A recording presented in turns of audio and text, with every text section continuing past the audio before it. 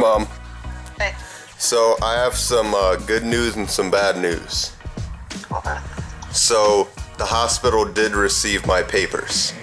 Okay. And they actually wiped my balance to 0. Okay. So I don't owe anything. What's bad news? Bad news was that they received the paper and I didn't know about it till now. That's what? My debt been wiped to 0. Wait, for the medical bill? Yeah. Seriously? Yeah. So as you guys can see from the clips before, I got the good news that my $1,004 was wiped. You've heard me talking about this insurance and this whole medical bill and everything for the longest amount of time, and it's finally over. Kinda, for the most part. I'll get to that in a bit. But the main thing is the $1,004 is wiped. I don't have to deal with paying the $1,004 that I originally thought I was going to have to pay. So to give you guys a brief explanation of how long this has been kind of taking a burden on me, I decided to kind of give you guys a whole timeline stating the events that happened. So bear with me.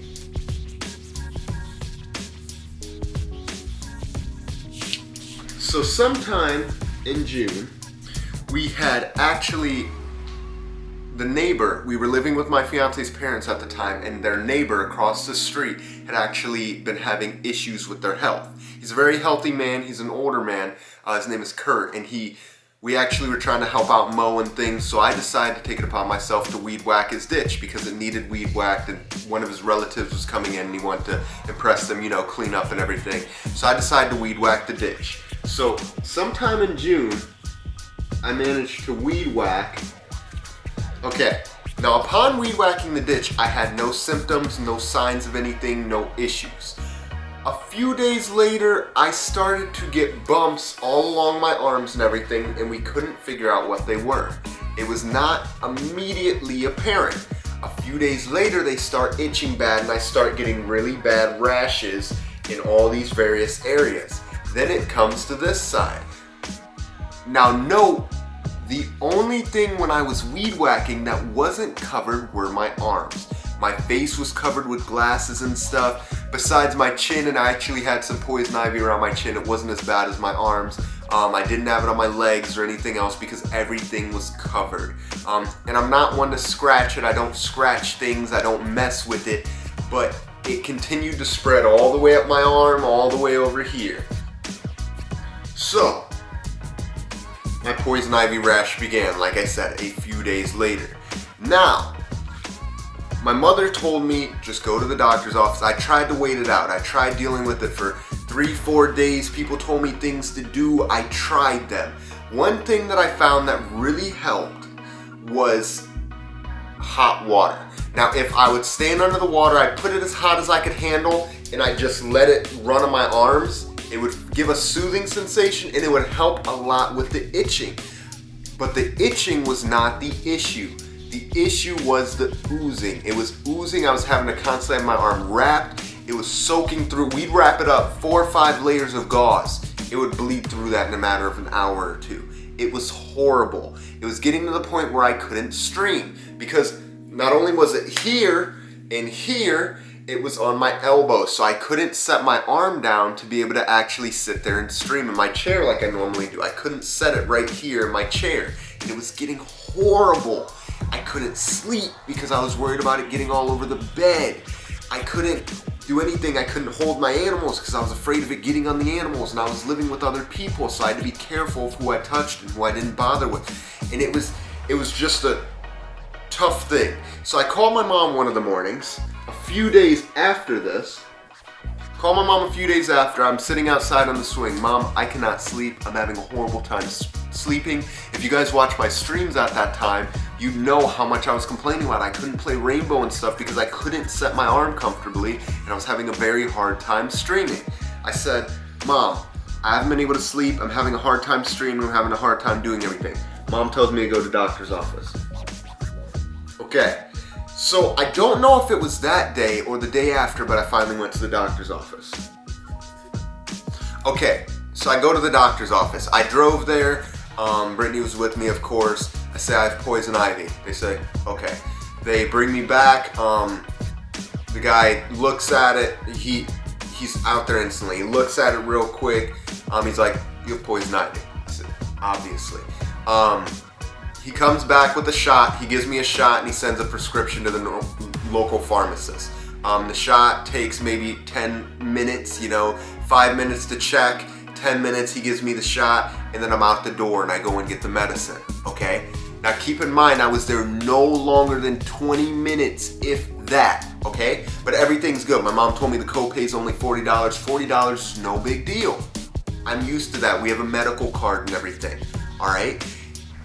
So, and mind you, this was around the time that I get like my check every year and everything, so I didn't think anything of it, We'll get a $40 bill at some point, it won't be an issue. I went to the emergency room because the doctor's office didn't have any time within the next week or two, and there was no urgent care or anything else in the area, all right?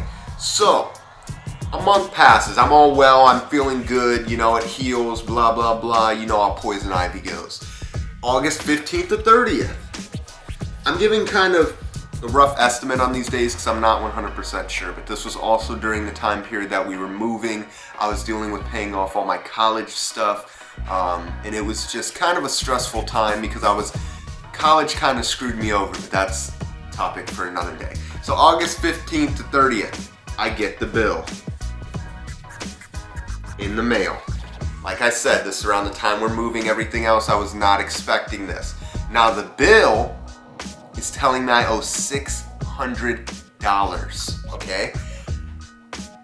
And in total, they charged me over $1,400 for 20 minutes of treatment. My mom tells me, I'm the one who told you to go to the doctor, I'll start paying it off. I said, Mom, I'm not paying $600 for 20 minutes of being at the doctor for a shot for poison ivy. It's not worth it. That doesn't make sense. It's not logical. So I call university hospitals. They tell me to call another university hospital. They tell me to call Liz. So during that same time span, I call Liz. Now Liz is a lady who helps with payment plans and things like that and getting things straightened out. She's the designated person for this. I believe she has her own office or something where she's a very nice lady. I just had some issues getting callbacks and things, but with as many people as she's dealing with, I can understand. I think I called her, I left a message, and then she called me back. Now when she called me back, I was at my grandparents', okay? So I left that voicemail there. So she calls me back and she tells me, we'll see what we can do if we can get this reduced because you're obviously being overcharged for something as minor as poison ivy. You were only there 20 minutes. She completely agrees with me. So she works to have it reduced. So within this time span when she calls me back within a few hours and tells me it's been reduced and that I can fill out papers saying that I need like assistance and stuff because technically at this time I was a full-time student. And I was doing my brush hogging and things like that, so I didn't technically have any income on paper, and I could not afford no dang $600 bill for some dang poison ivy. So she told me about the papers that I could get to get my crap reduced, okay? So, everything, she tells me it's reduced. That was over that August 15th to 30th period. Okay, that's fine. Now, September 1st, I get the bill. Now the bill states I owe $1,000. So I talked to Liz trying to get my bill reduced. The overall price was $1,500, but I only owed $600. She gets it reduced one level. Now I owe $1,000. My insurance covered none of it. So I call the hospital. They tell me it's the insurance fault. I call the insurance. They tell me it's the hospital's fault. The insurance puts me in contact with I think the hospital, one of the financial ladies at the hospital. And she's like, we blah blah blah. I don't know. She gave me like the runaround kind of, and it was just, more of that kind of postponing things. But meanwhile, I'm getting called by like the hospital saying, if you don't pay, we're going to send it to debt collectors. And I'm knowing in the next year I'm going to be looking at getting an apartment, and I can't afford to have my credit ruined because I have decent credit. I have all my payments made 100% on time for my car and everything else. And the things that they'll be looking at is all good. But this one thing from a misunderstanding could cause me to lose all that. So, October 15th to 30th. Well, it's not really October, but kind of this whole span of November. I can't get any calls back from anybody. No calls. No calls this whole time. And Liz may have been busy. She may have forgot about it. I may not have received the calls. But I get so many debt collectors and bill collectors and just fake ones calling me that I don't just answer my phone unless someone leaves a voicemail. And you know, normally most people that call me know to leave a voicemail. If it's important, you'll leave a voicemail. So November 1st through 14th, still get no call. November 15th, I finally speak to Liz again about it. And she actually emails me the papers about, somewhere along this time, she emailed me the papers about not, about having like the insurance and the payment and the bill reduced and everything because I needed financial assistance. Now come November 15th, I talked to her about it again. I still hear nothing back. I called the hospital, and the hospital tells me to send the papers to them because I can't get a response from Liz to know where to send the papers. So I call the hospital, they tell me to send the papers to them, okay? So that would be roughly November. So hospital tells me to send papers. All right, I send the papers in, all right? They give me the bill and everything. I get the papers sent out in this time period. All right, papers get sent out. Now, mind you, I live in North Carolina now. I was living with my fiance's parents in Ohio. Now, all my papers for the moment are getting sent to Ohio.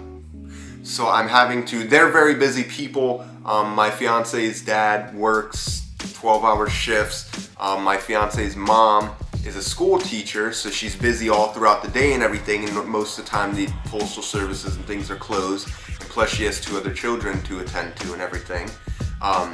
So with them being busy, I can't quite get my papers like exactly when I'm not seeing them immediately, because like I said, when she gets out of school and volleyball, normally the postal services are closed, and with him working 12-hour shifts, he's either working from like 4 to like 4 in the morning. So he's sleeping most of the day, and then when he wakes up to go again, they're usually closed or something. And you know, it's a rough situation.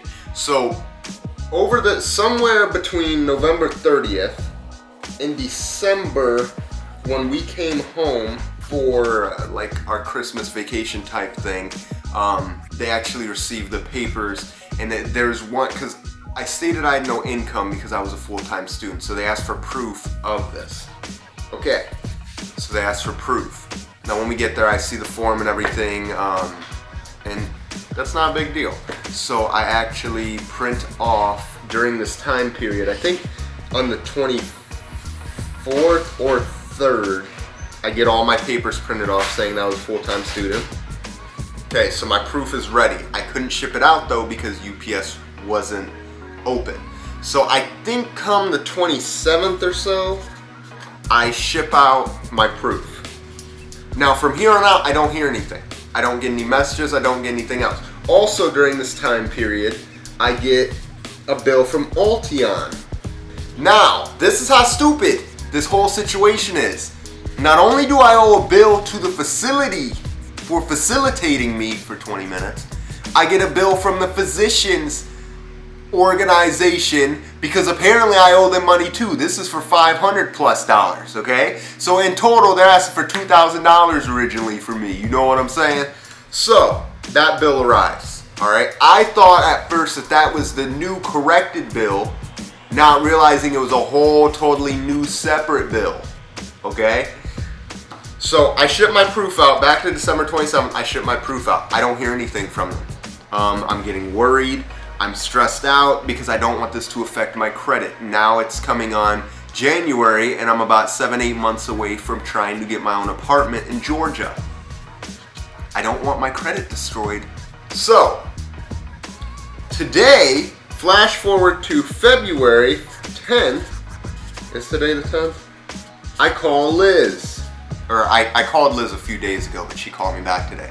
Liz tells me, I'm sorry I didn't respond, but upon searching up your name and everything, it's been reduced to 0. And I'm so happy because I was saving up money and clearing up space to actually pay this off. And I've been praying it gets settled. I was at the point where I just wanted to pay it just to not have to deal with it. And Brittany's father and parents and everything were very nice about it, and they told me that they would help me cover half of it and everything because I was trying to do something nice, helping them out and everything. But it's all taken care of for the most part. Now I still have one issue, and that's Alteon. But Liz told me that they normally follow suit with everything.